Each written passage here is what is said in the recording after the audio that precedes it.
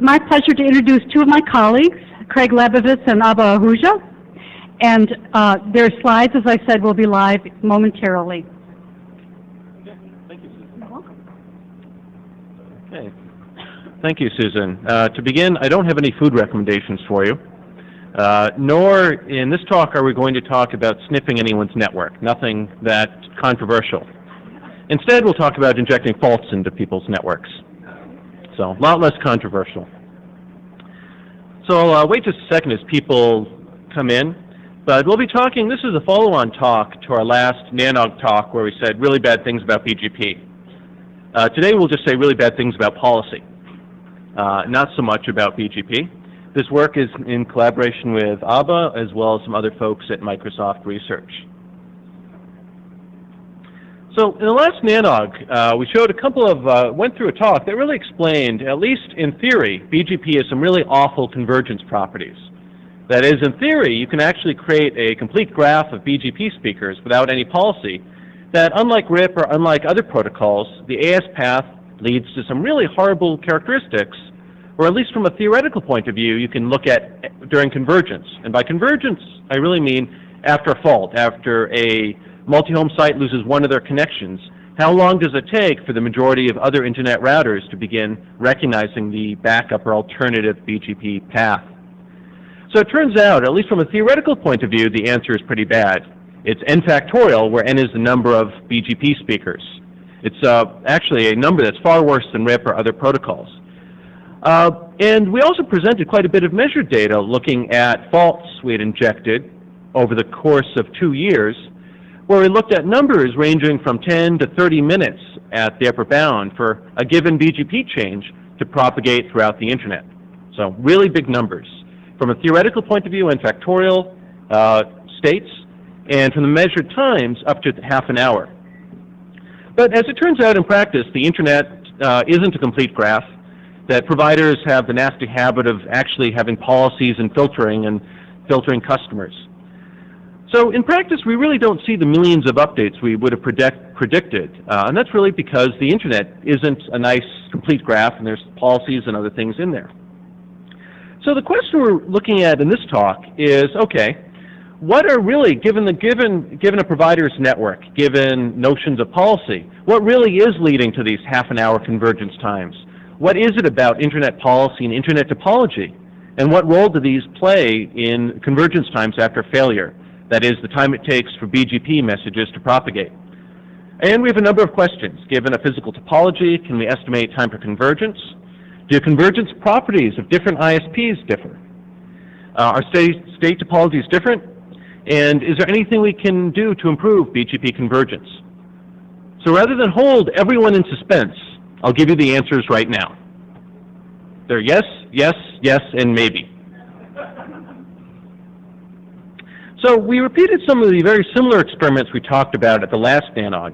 But this time, instead of just looking at how a single fault propagated, we decided to simultaneously take different prefixes and fail over, inject BGP withdrawals and announcements at the same time into different providers, and watch how these different prefixes from the different providers filtered through the network.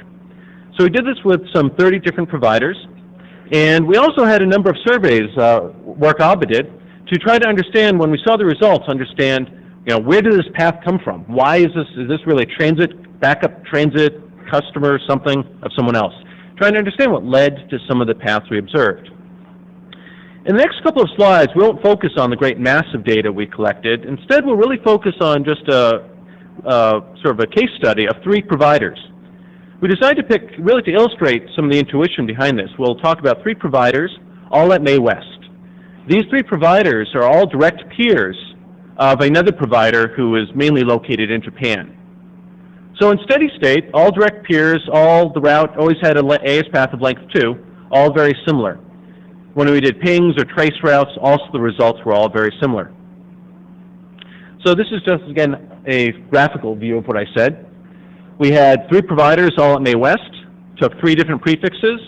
We sent BGP announcements and withdrawals for these 3 different prefixes into the 3 different providers, and essentially watched what happened from the same Japanese provider. In steady state, again, they're all directly connected. So steady state look exactly alike. But when we actually looked at the data measuring the convergence latencies, that is, from the time it took when we injected a fault into ISP 1, 2, and 3, how long did it take for the Japanese ISP to reach convergence, we saw very different data. In fact, it's much more pronounced when you look at slightly newer graphs we have over longer data frames. But it turns out ISP 1 and ISP 2 were close, but ISP 3 took much longer to converge. So initially, ISP 1 and ISP 4 had direct peers. When we actually injected the fault, about 96% of the time, we'd see the backup path. And I'll have my little pointer here. We'd see the AS5, AS4 backup path, followed by a withdrawal at an average of 92 seconds. And it turns out only 4% of the time would we see a withdrawal without ever seeing the backup path. And this is because, in some cases, the withdrawal has traveled faster along P2, reaching ISP4, than the withdrawal along the steady-state path. So if the backup path is ever withdrawn before the steady-state path, we'll never see an intervening announcement. Instead, the backup path will be deleted. Since it is not the active route, we won't see the withdrawal until the withdrawal finally reaches ISP4. Make sense? I don't see anyone nodding. Yeah. Okay. Okay. Next example is between the mid-level ISP. Again, this is the content, the hosting ISP. Again, this is data MA West, same provider in Japan, watching the differences in the path. In steady state, they had a direct peering.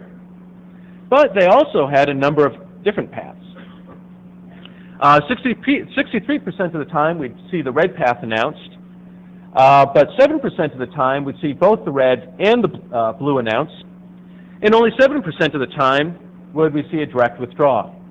And again, for the withdrawal to happen without the intervening blue path or red path announced, it must mean that the withdrawals traveled faster along both P3 and P2 than they did along the steady-state path. And a lot of the speed of the withdrawals is there's a uniform or distribution of the min-route advert timers. So the min-route advert timers are not on a per prefix basis on most major router implementations, but they're really on a per peer basis. So the timer delay that ISP5 would add for any route traveling along that path is really based on any earlier instability that it sent between 5 and 6. And 23% of the time we saw a large number of different other paths, including the thing in green. When we did the study, we noticed really a huge number of paths that made no sense. We had tier 1s being customers of small content providers, who were then customers of others, routes taking very strange courses. On one example, we had 2 routers in May West who had a direct route between them. When we failed that path, the route actually ended up going through several small Mediterranean countries before it finally was withdrawn. And all of these just really point to the difficulty in getting these filters right. Huge number of cases where just the filters were wrong. And when we finally asked the different ISPs involved, why are you transiting, Italy? The answer was, of course, always, we aren't. And when we showed them the data, they said, oh, we shouldn't be. So this is a final example that, I'm sorry? No, I don't work for him. I work for Microsoft, which is close.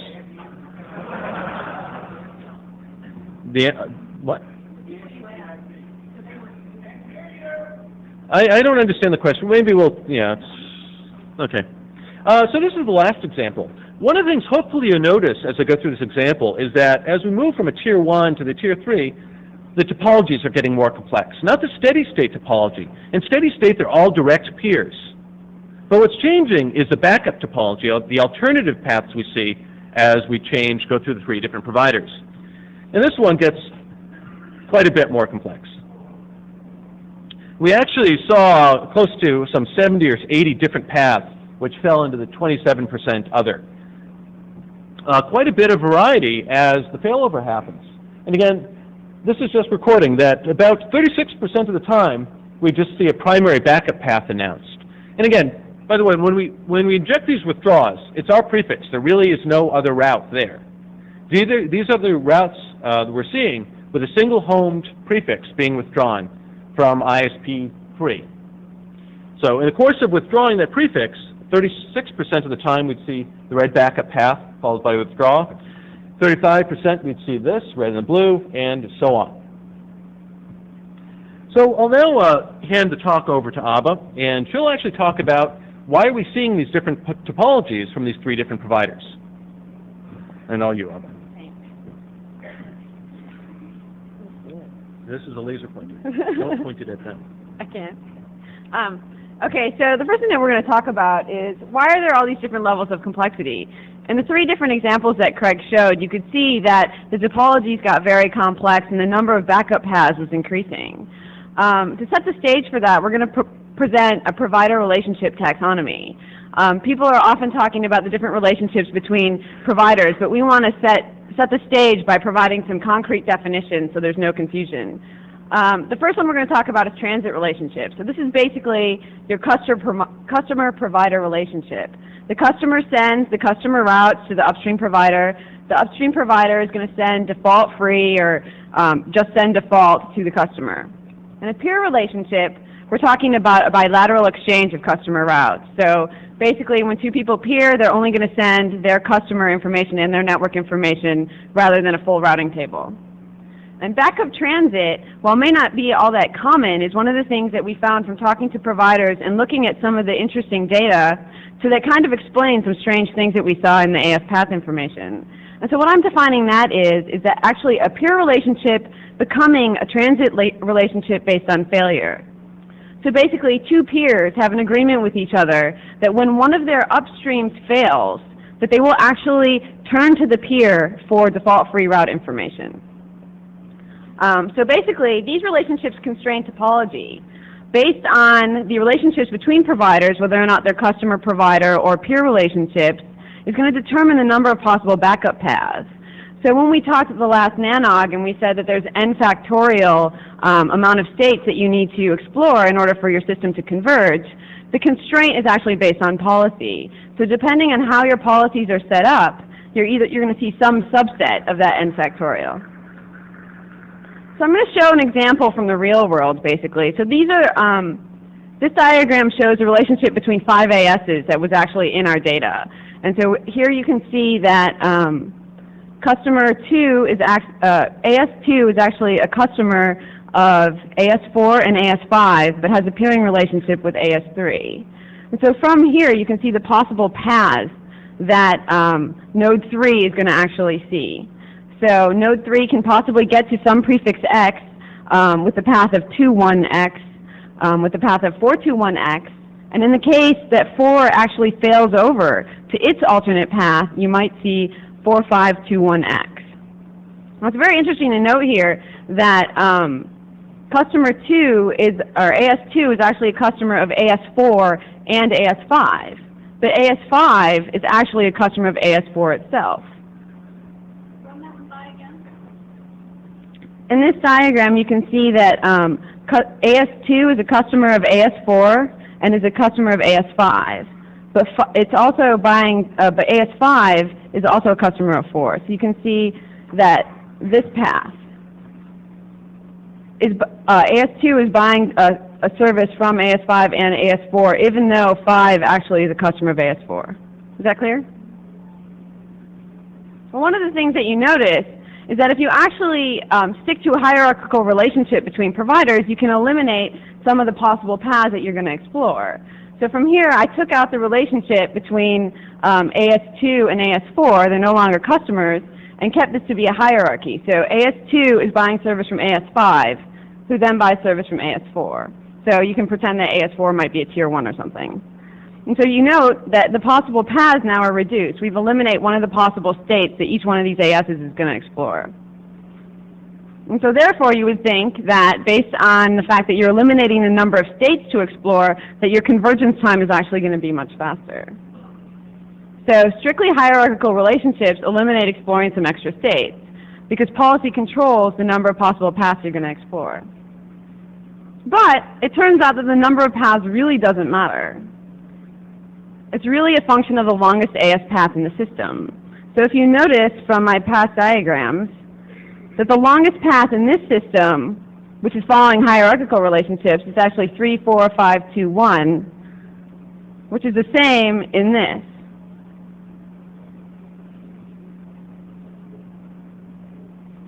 So this diagram actually shows that convergence is related to the length of the longest possible backup AS path between two nodes. So here we've plotted the longest observed AS path between an AS pair and the average convergence time.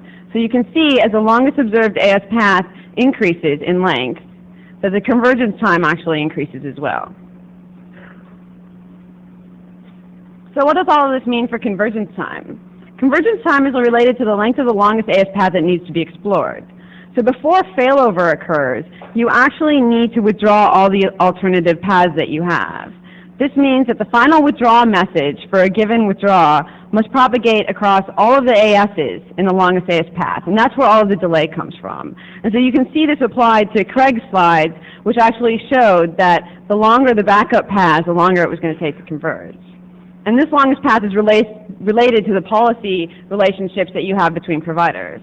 So providers with shorter AS paths typically exhibit faster convergence. So what can we do about this? Well, there's a couple of different possible solutions to this BGP convergence problem. One is an entirely new protocol. We can just throw it all away and start over from scratch. One of the other possibilities is turning off the min route advertisement timer, because that limits how fast updates are actually propagated. But doing this itself has some trade-offs. Another possibility is no transit, just peer with everyone, have a full mesh, but we can all see the obvious problems with that one. Another possibility that we've been working on is the possibility of tagging BGP updates. So you can provide a hint so nodes can detect bogus state information, so you no longer have to explore all those invalid paths. And so if you guys are actually interested in the details where we prove all of this, you can check out all our papers that are on the IPMA website. And if any of you are interested in participating in our study by providing us with more policy information or possible peering sessions, just please send us an email. Questions? Avi Friedman from Akamai. When you say it's related to the length of the AS path, that's the number of distinct transit or re-advertisement ASs in the middle, not the length of the AS path. So if there's padding or other things. You're talking about prepending? Right. Yeah. Okay, so prepending doesn't have an effect. Okay. So when you say peering with everyone is one way of fixing it, obviously everything is one hop path, blah, blah, blah. I'm sorry, I can't hear you. Sorry. If peering with everyone, having a one-hop full mesh for everything solves the problem, the question is there a threshold below which more peering is making the problem worse that you're able to observe versus any direct horizontal connections within the hierarchy making things better? Well, the thing is that it's actually related to the longest possible path. So when you peer with everyone, that path is small. But at the same time, when you also have, when you're peering with everyone, you're gonna more quickly explore those states. Well, you see what I'm saying? Okay, so let me refine the question then. Is it related to the longest selected path out there, or is it related to the longest possible path? The longest possible path based on your policy. So if there is such a path, like if your normal path is like 2 AS hops, but you have a backup path that's 7 AS hops, it's a 7 that actually constrains it, even though you've currently selected the one that's 2. Well, the fuller you will fail over to that. The fuller your mesh, the longer the potential backup paths are, right? But the shorter the actual selected paths. Yeah, let me step back a second. By the way, it's not just the longest path you have in your RIP at any time. It also is highly dependent on other people's policies. It's really the longest possible AS path possible for the system. I don't think did you understand? No. We agree. We didn't understand your other question. But no, you can ask it. Okay. The fuller your peering mesh, right, the more possible ways there are to get between 2 points, right? They are possible, but they won't be selected because you'll also have more shorter paths, right? I think that what we're saying, I'm sorry, I think that one of the things that we're saying when we're suggesting, hypothetically, that you could peer with everyone and that would reduce the that would reduce the length of the longest AS path. We're actually meaning Right. peer with everyone so everything becomes one hop away, Right. So, which is actually different than, to some level is related to increasing your peering mesh, but you're right. If you do peer with a subset of folks, you actually increase that possibility. okay. All right. Does that make sense? I need to think about it more. You talked, sorry, Alex Bly from EXO. You talked about the longest possible path being the deciding factor, and in the diagram you had that thing that you call the vagabond path, which we presume was unintentional. I guess my question is, what percentage would one tend to reduce convergence times by if these unintentional paths, which either appear because of misimplemented policy or I've seen ones appear because of router bugs, were removed, and you only ended up with long paths due to people So having... you're saying what percentage convergence improvement would you see if you eliminated all the misconfigurations? Yeah. Yes. Yeah, when we looked at the vagabond paths, those were really pathological outliers, and we ended up filtering those from a lot of the other analysis. When a vagabond path occurs, in general it can be bad, in fact really bad, transiting maybe up to 30 different ASs before you come back. But we managed to filter those out by looking at paths we saw at the beginning of the study, the end of the study, as well as normally many of these paths originate due to one or two ISPs filters being bad, and which suddenly allow a large number of these paths to occur. But that could contribute to some poorly configured third parties router could contribute to two other people suffering some form of convergence delay of perhaps several minutes, is what you're saying. Yeah, yes, that when these pathological outliers occur, they can be really bad, and they not only affect the person who broke the filters, they affect large sections of the rest of the internet. Good filters are important. And for the next discussion? And it leads right into the next discussion, yeah. Randy? Randy Bush, very argumental, lent a new meaning to pathology. The statement that the convergence problems are proportional to the longest configured paths seems to conflict with your statement that the solution for me is to peer with everybody, because that does not say that there are not complex relationships behind everybody. Right, the theory is to treat everyone as a customer. I think we proposed it in jest because we were basically implying that you would peer with everybody so that you would account for all those complex Everybody has to peer with everybody and have no more complex relationships Right, and that's for your why statement to hold. basically in jest. Which means that everybody probably, due to my having read your other paper, would also be helped if everybody were completely global and met at all the same points. Which I think is an interesting challenge. Yeah, we never said it was a good solution. It was Chris a joke, Lamb, guys. Third Rail. When you're saying the longest available path has an effect on your convergence time when there's a failure, and that's a bad thing. I can certainly see how if you're single-homed, when you withdraw your advertisement, that affects how long it takes for your withdrawal to get out. Back in the real world, if you're single-homed and you're withdrawing your advertisement, you don't care how long it takes because you're not getting any traffic anyway. In a real case where you had multiple paths, if one of them goes down and you withdraw that, the actual convergence time would depend on the longest path being withdrawn that was shorter than the next available path, wouldn't it? Yes, in fact, we spent a lot of time at the previous NANOG talk showing that when we did do experiments failing over between two paths, and it was a sufficiently long prepended backup AS path, it was exactly equivalent to withdrawing a single-homed path. But you are right, there you start to get into a middle ground. You have to actually get to length when you're doing failover to getting past the threshold of longer than the, I can't say this anymore, longer than the shortest, yeah. You have to be longer than the shortest primary path. Yeah, I agree with you, yeah.